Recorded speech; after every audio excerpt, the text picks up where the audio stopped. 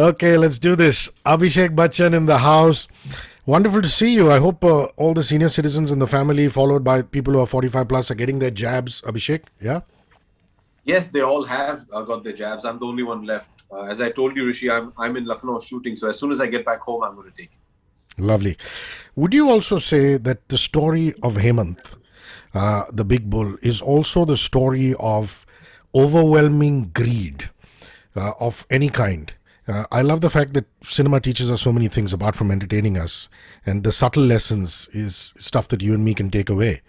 And the fact that greed is such an underlying theme through the Big Bull story. You want to comment on that?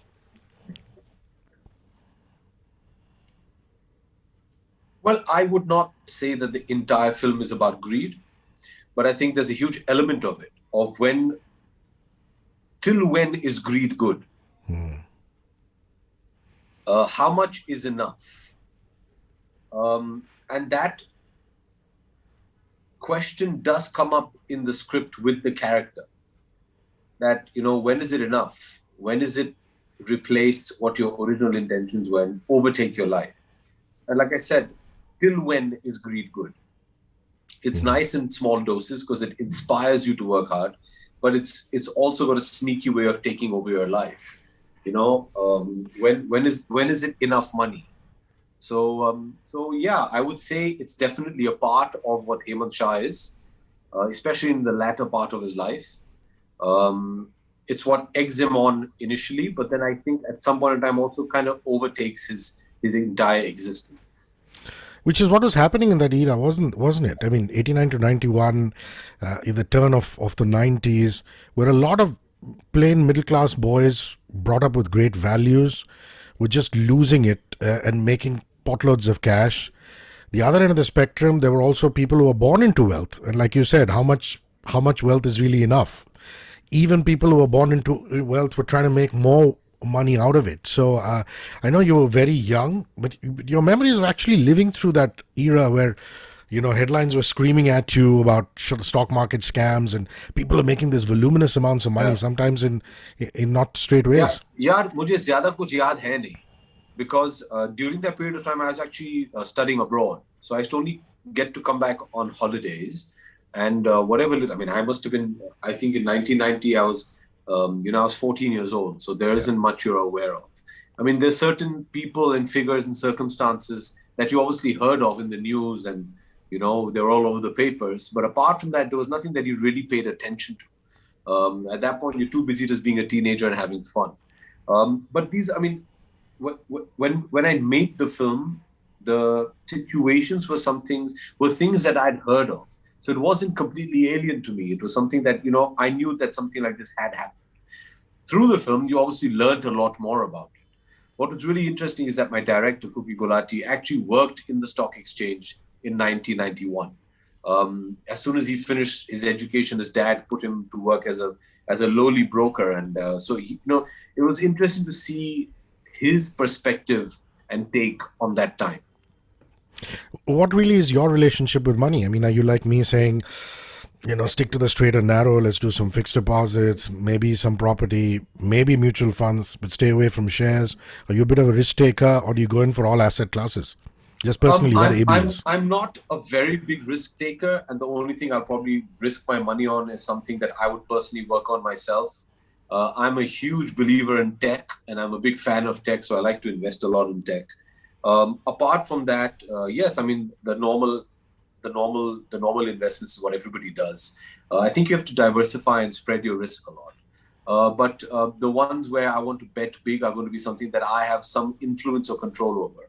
So be it my sporting enterprises or be it some of the other stuff. If I'm involved in it, that's the only time when I feel I can maybe invest a bit more than I'm comfortable investing. But apart from that, I truly believe in diversifying your risk. And you do sit with your portfolio, Oh manager. yes, absolutely, Yeah, absolutely. wonderful. Because a lot of actors just, say, oh, somebody's taking care of it. You do those periodic checks and things like that. Oh, daily, yes. Wow, wow, that's quite cool. Let's come to Ajay Devgn. I mean, this is a wonderful, beautiful bond. I mean, each time I see you put a picture of yourself and him up on Instagram, I see a lot of brotherhood, camaraderie. Uh, was Major Saab the first time you guys worked together technically? Because, Yes. yeah, you want to tell me I've known about Ajay that? since I was a kid, Yeah. but he's obviously more senior to me. But the first time I worked with him was when I was a lowly production boy and he was the hero of Major Saab. And Ajay really took me under his wing and literally taught me all that I knew at that point of time about filmmaking and about films and about the film industry. I was freshly back from college wanting to become an actor. And, it was my first job being a production boy, and he taught me everything. And I've had a bond, a very sacred bond, if I may add. Since then, I consider him family. He just has to tell me, and I'll always be available for him, and I know he will, vice versa. So it's a relationship which I hold very dear and very sacred. The moment I heard the Big Bull title track, hip hop meets EDM, I have all these wonderful memories, and you know that I keep reminding you over the decades with you. And it took me back to a time when I'd invited you to a crowded radio station studio in Tardeo of all places. Bluffmaster had just released. You had come up through very snaky, winding staircases, and I remember you and me having a full half-hour chat on what hip hop meant to you, man, in your life. And I want to talk a little bit about that because there was a different generation, different Yeah. time. But the moment I heard this particular Big Bull track, I said, man, AB is going to love this one. So talk No, it's about your fantastic. relationship Actually, of, with it. of all people, Ajay made me hear the track. And it's not the kind of music Ajay listens to, okay? So, I'm sure. so this is soon after the lockdown was ending and people getting back to work. And we were working on the post-production of the film. And he said, "Hey, I've heard this track, and I think it's good for the film." And I heard it, and it was banging. And I'm like, "Wow, this is the same attitude that we need for the Big Bull, and it just fit in perfectly." And I like the juxtaposition of today's sound and music with, the visuals and the ethos of the 80s and 90s.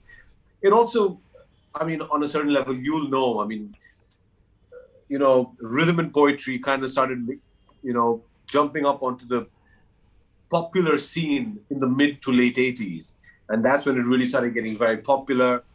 And it all started then. So I felt, it's not going to be something completely alien. We're not, trying to put a full R&B rap kind of song in a movie that's based in the 50s. That'll be unnatural. So it kind of just flew in. But more importantly, it was just the attitude of the songs and Carrie Minati's rendition of everything that we felt just suited the character perfectly. And as a lover of the genre, I mean, completely as an aside, it must be so wonderful for you to see boys like Divine, boys like Nazy going out there, conquering the world with their music and this whole hip hop movement that's coming to India. It's brilliant. It's brilliant, and I think they have such wonderful things to say, and they're saying it so nicely. What I like is very distinct sounds and voices and things to say coming out of different parts of India. And I think that's so nice. If you go north, there's that whole Punjabi culture that's coming through in rap and R&B and what they want to say and life as they see it. You come to Mumbai and there's a very distinct, solid voice and sound coming out of here. You go to the Far East and there's a very distinct, solid sound coming from there, albeit from the South. So it's so nice that we have all these different takes and approaches. And it's a very exciting time to be part of Indian music. It's like when you went to school in the US, the East Coast versus West Coast rapper scene. Absolutely, man. Absolutely. Yeah, lovely.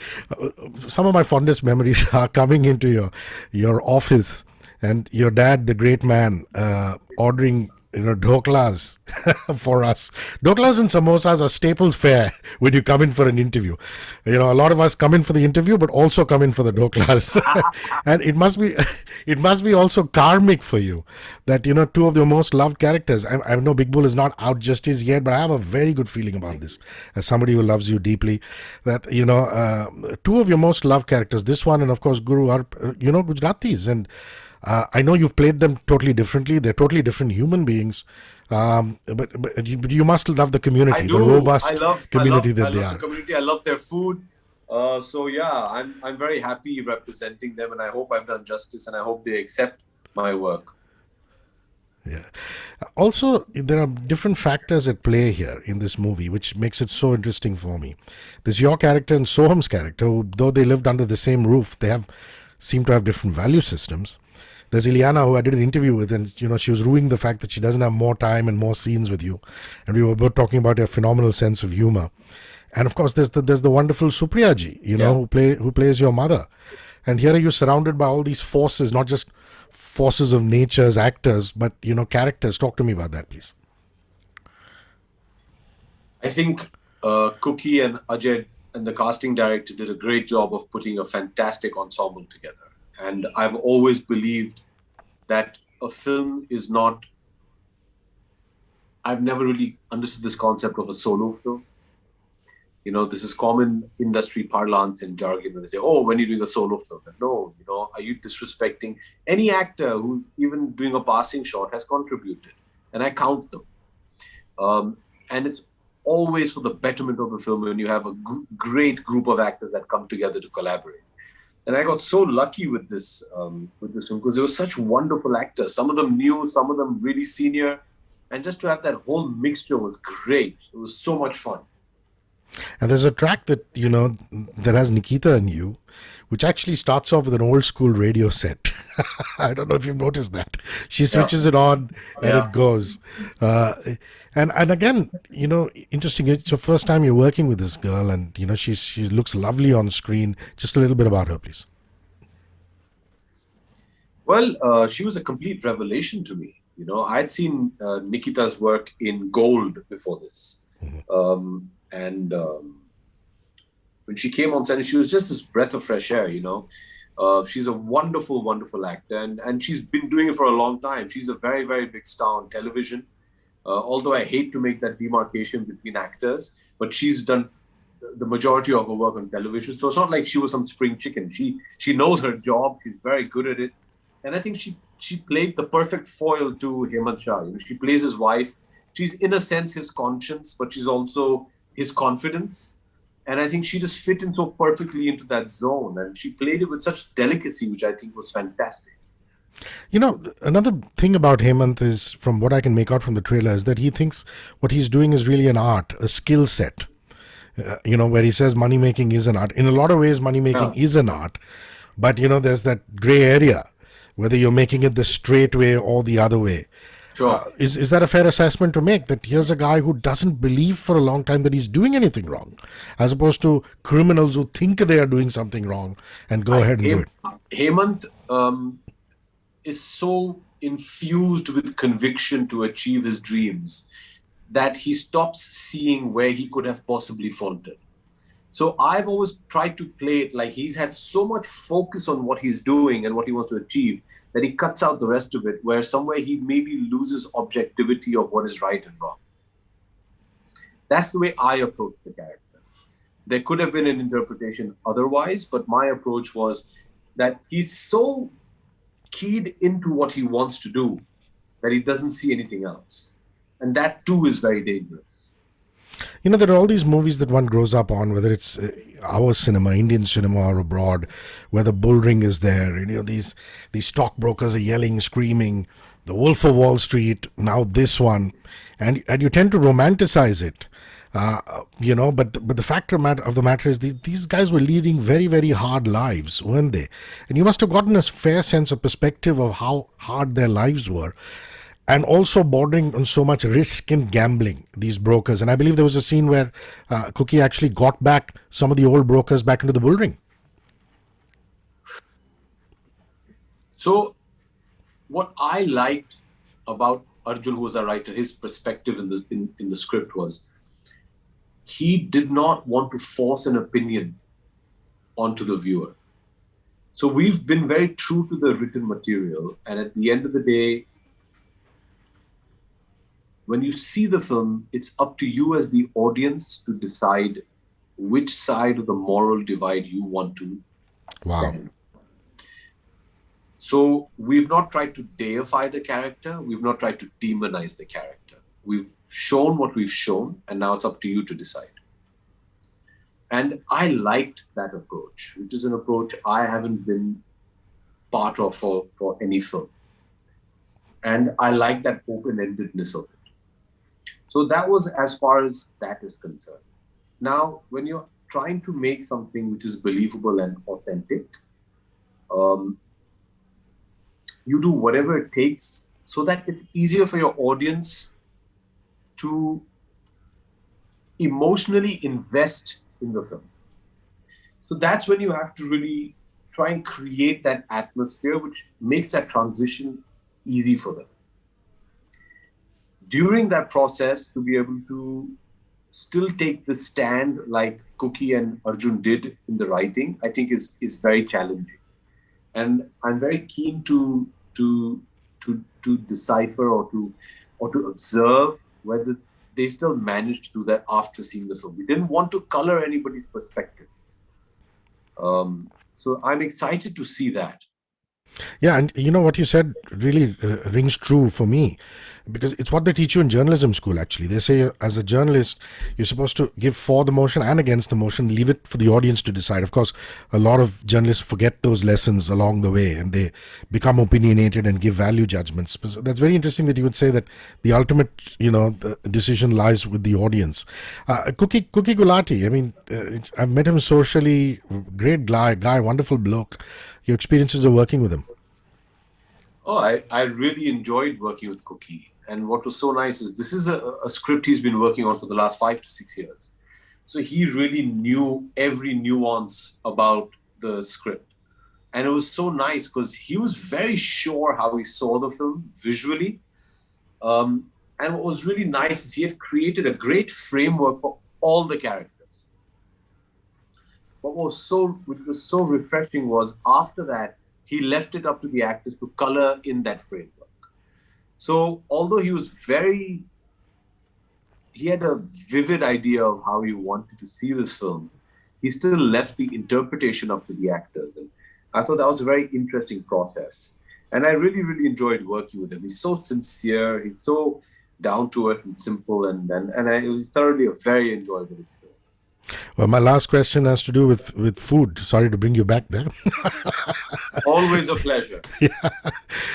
Since you said, the tundet kebabs have been there, done that, and you're in Lucknow. Your dad's from Allahabad. You have so much family in that region. And of course, you've traveled and filmed in Delhi so much. So the Delhi chaat, Abhishek, and the UP chaat. The UP chaat has desi ghee in it. So when you go to Lucknow and Kanpur and these areas, you get your chaat, whether it's your tikki or anything else, with desi ghee in it. Whereas in Delhi, on some other parts of the north, you don't. So what is your preferred variety of chaat? Bro, Bhel Puri from Mumbai any day. Come on, man. I'm a Mumbaikar, man. You give me vada pav, misal fry, I'll take that any day. Wonderful. Listen, have yourself a great Thank day you, ahead, man. and Thank you. stay Thank safe you. and healthy. Wonderful You talking to too. you as Take care. always. Love to the Cheers. family. Thank Take you. care. Thank you, Abhishek. Cheers. Bye.